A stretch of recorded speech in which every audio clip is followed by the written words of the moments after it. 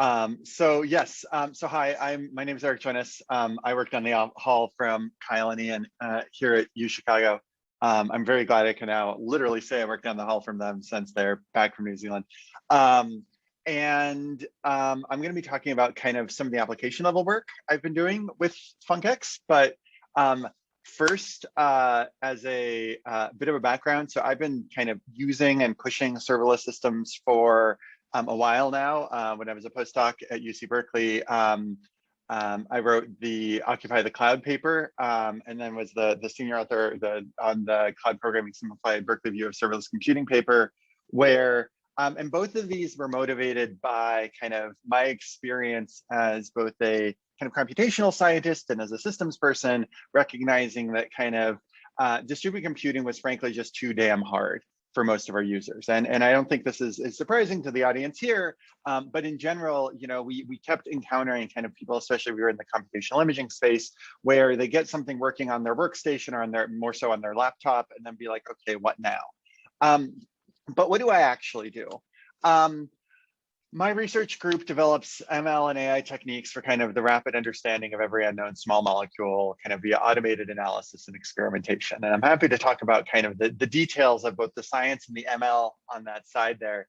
But what we're really going to talk about today are kind of inverse problems for spectroscopy with machine learning. And just as a bit of a science background, you know, we're very interested in kind of figuring out this molecular structure, but often kind of what we observe from some molecule is some spectrum via some analytical chemistry technique, right? So what I'm showing here is the NMR spectrum of a molecule, and these peaks are kind of located centered at what are called the chemical shifts of particular nuclei in the molecule, right? And kind of going from the molecular structure to the observation that we would have, the kind of forward problem is easy or easy-ish, right? The real kind of exciting ML question that we work on is how do you go back, right? How do you kind of automate the intuition that, say, graduate students in chemistry developed for kind of elucidating molecular structure? And that's really what we want to work on, right? But of course, we're ML people, so we need data.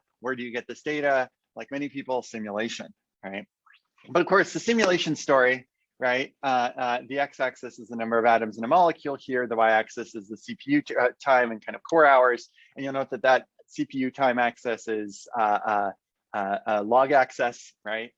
So using techniques like density functional theory, other ab initio techniques to compute these kind of, to calculate this forward problem, tends to scale cubically, roughly cubically in the number of atoms in your molecule, which doesn't work great if you're interested in kind of larger and larger molecules, right? And generating these sorts of data sets, right? Now, that's fine. So FunkX comes to the rescue here, right? And so, you know, the shifts part of the simulating shifts is we want to simulate these shifts, we want to calculate them. And we're going to do this using kind of a function as a service platform, right?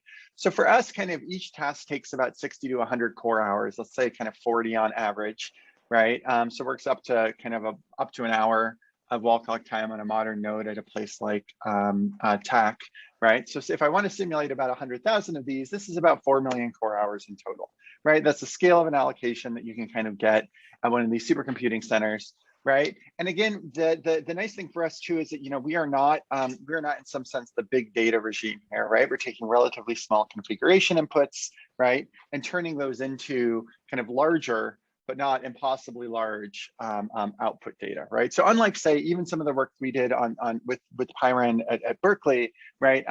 The data IO question here is not that big of a challenge for us, right? And of course, as we've heard people say in many contexts, these tasks are embarrassingly parallel, right? Which is great.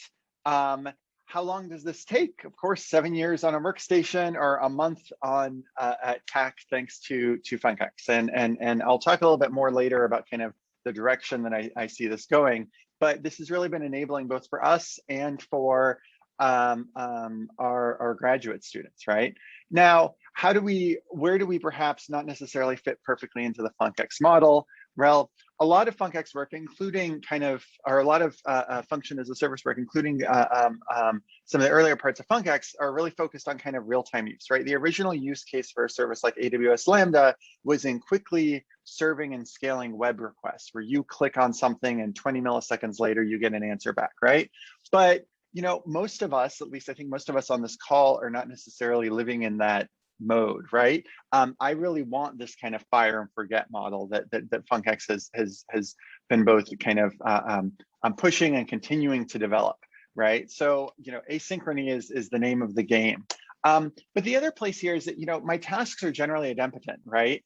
And can be cached super aggressively. And this is the thing that I've had kind of conversations with Yadu and Kyle about, where I just want to push it out, and if I have to push it out 2 or 3 times, like, that's great. Right now, I end up having to kind of handle a bunch of the retry logic kind of manually, right? But one can envision a universe where and I think many people are kind of building applications on top of FuncX to support this, but you just say, hey, please run this at some point and get back to me when you're done. And if you run it a couple of times, I don't really care, right? Like, you'd like to, not run everything a few times, but in general, there's not some sort of external state that I'm modifying that can't be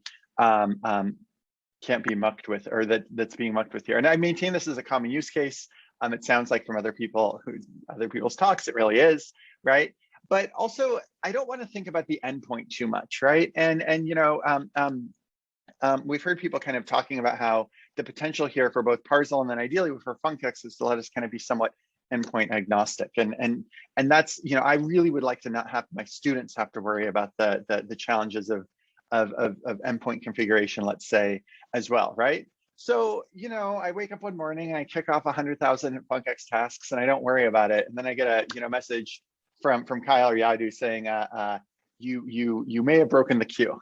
And this is because this is not an actual photo. I don't think Yadu's hair is red, but it is true that, pushing these sorts of systems with kind of very, very large numbers of kind of real work tasks can sometimes be a little bit stressful. And one nice thing about much of the power that we get out of FuncX, or kind of the excellent user experience, comes from the fact that it's a hosted service, right? But the downside is that does mean sometimes you can accidentally set your house on fire.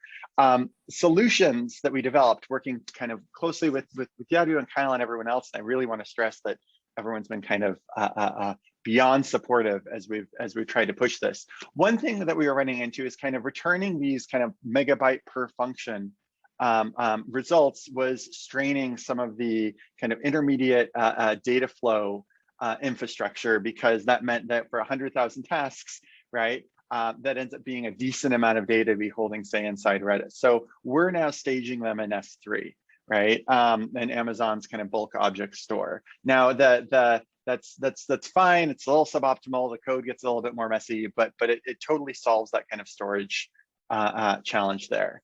And then additionally, the FuncX team has been working on kind of developing this executor interface that looks a lot like the executors in Python's async IO, that makes the scale of task much easier by kind of handling a lot of the queuing and coordination and making sure kind of things are buffers are not overflowing and whatnot. And Kyle, I think, said this early on in his talk, but I really want to praise the team for kind of attempting to match existing APIs such that the interface for end users is very familiar, has been a real boon, and this has made our lives much easier as well. And now everything works swimmingly, and now it's my graduate students' fault, I guess, for not having written the papers yet.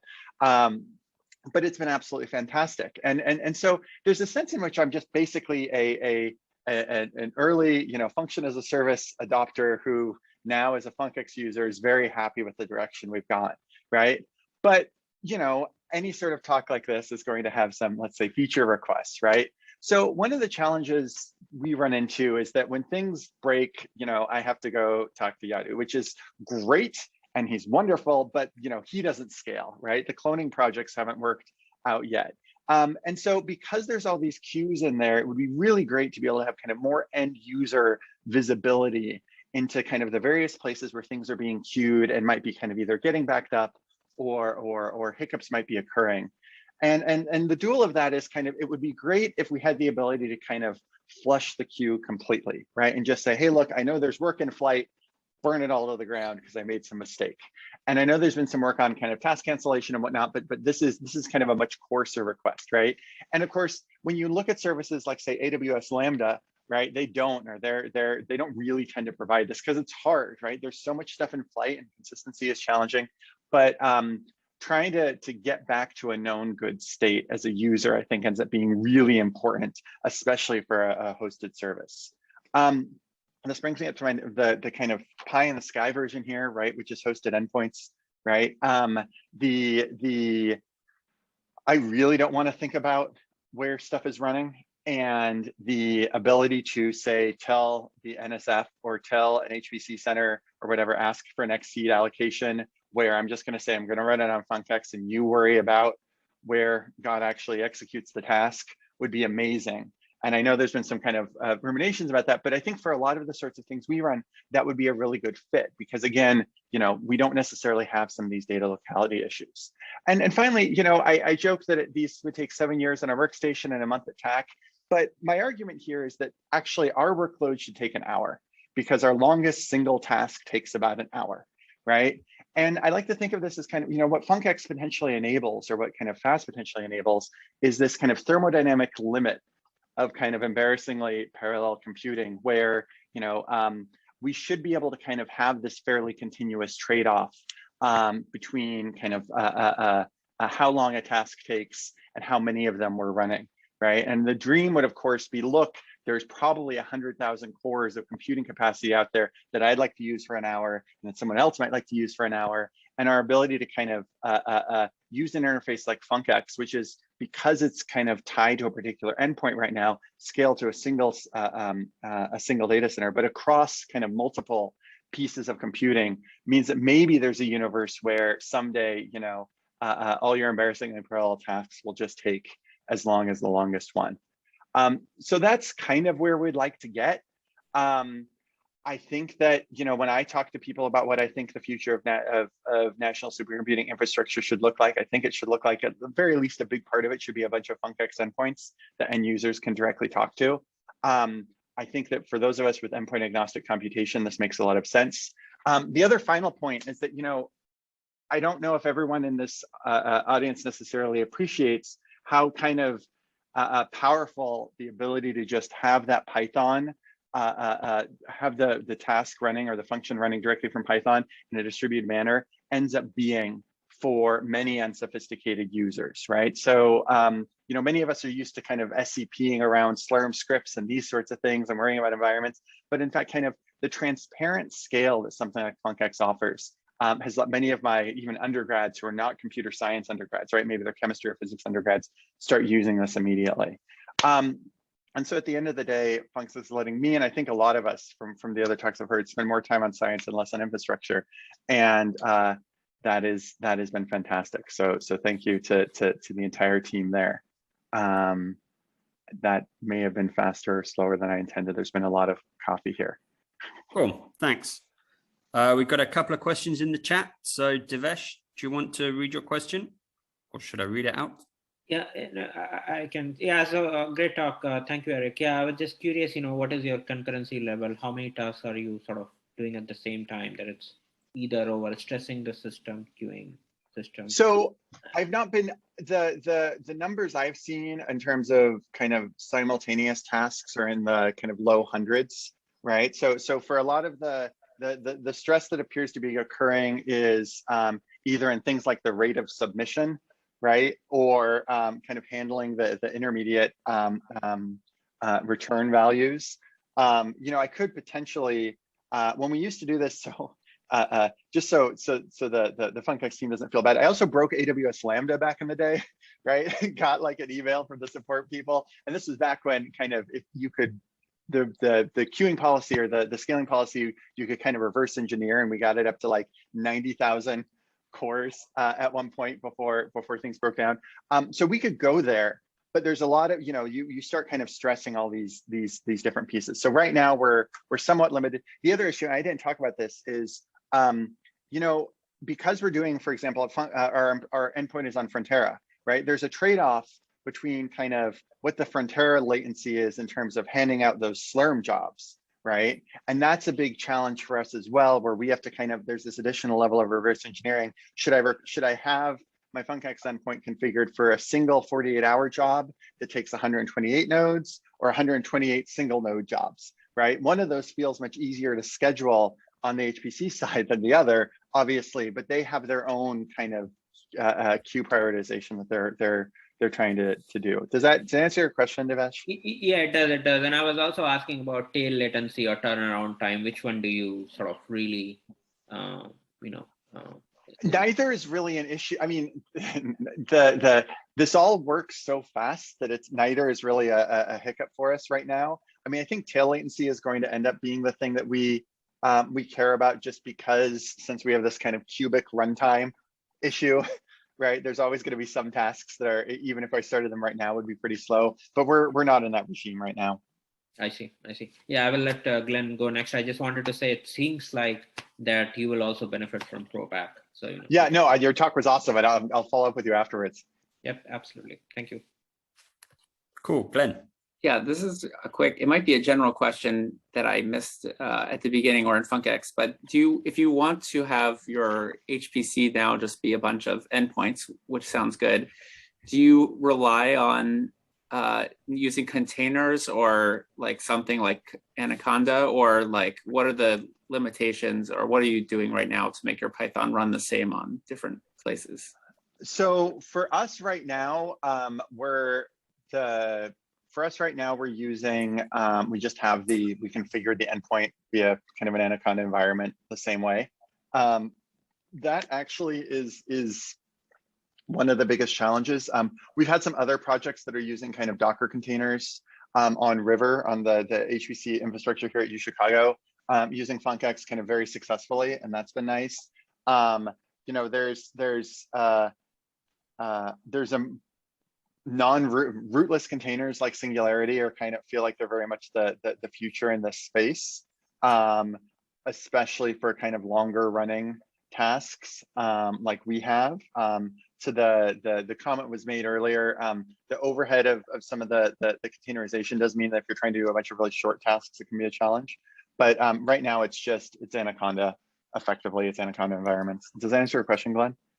Yeah, I mean, like I mentioned in my talk, we've been using Singularity to try to make it work on both cloud and HPC, but mainly because our HPC person and he actually has a mini Conda environment inside of Singularity. So I don't know if that is the solution for everyone, but I would just worry as projects go on longer and longer that like the Conda environments will diverge somehow or something like that. And then no, I mean, it is an issue. On the other hand, like you'd like to not have to, you'd like to minimize the amount of environment mucking that your students or your kind of users have to worry about as well, right? And so yeah, no, I agree. That kind of divergence ends up being a real challenge. So I'll quickly jump in. I know we're negative time, but I think Eric did a very nice job describing the vision for FunkX. So thank you, Eric. A lot of the wish list that you painted on the previous slide are actually things that we have in our proposal and are funded to do over the next 4 years. The killer app potentially is that hosted endpoint. So the idea is that we very much want to implement the Globus-like model of an endpoint that's actually operated by the facility itself, which will hopefully be highly tuned for that infrastructure, all the config taken away, and then users are at the level of just thinking about which endpoint they want to run it on Theta or they want to run it on Frontera without needing to worry about any config. The other things on that wish list, I think we're already working on now. Eric has also motivated a lot of our recent development. Thank you, Eric, for your work to break the system in various ways. So things around data sizes, we're working to increase those data sizes using an S3-like model, which is basically what Eric's done for himself, which we want to make accessible to others. So hopefully if Eric can continue forging the path, then all of the good things he does and finds out will become commodity features for everyone else. So thank you, Eric. Appreciate your time and patience with us over the last few months, but it's been really, really helpful.